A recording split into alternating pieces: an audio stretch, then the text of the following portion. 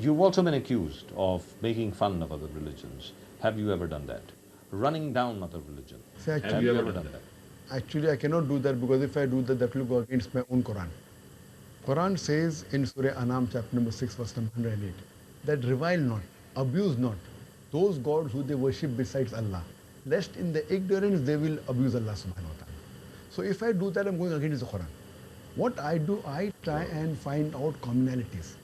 Even though I can criticize, I don't, but there are certain occasions which I have to be frank with you. When someone asks a question, and he asks me a question, okay, what is this about the Veda? I try and evade, but sometimes I have to speak the truth. And one such occasion is, you may be aware that there was a person by the name of Dr. William Campbell who wrote a book saying there are 30 scientific errors in the Quran. For 8 years in America, no one replied. So the Americans, they called me in the year 2000, on April 1st. I went to Chicago and we had a dialogue.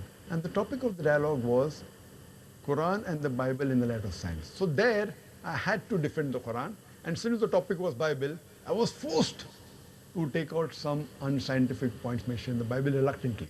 And I told, I'm doing it with a very hard heart, but since I'm forced to do that, and I told the Christians that don't feel I'm here to criticize, because the topic is such, I have to present the case, I have to put the case forward. So as a general... So Dr. William Campbell played devil's advocate and provoked you, right? Yes, and I love it, because the more people attack a thing, and when I give a logical reply, the more they get convinced.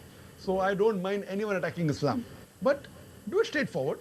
Rather than misquoting, going to the YouTube, taking out a clipping, say front, you don't agree with this verse of the Quran. So the thing is that because my answers are so logical, based with reason, logic and science, that's the reason I find that they are finding that the people coming to my talks are increasing, and that's endangering the agenda.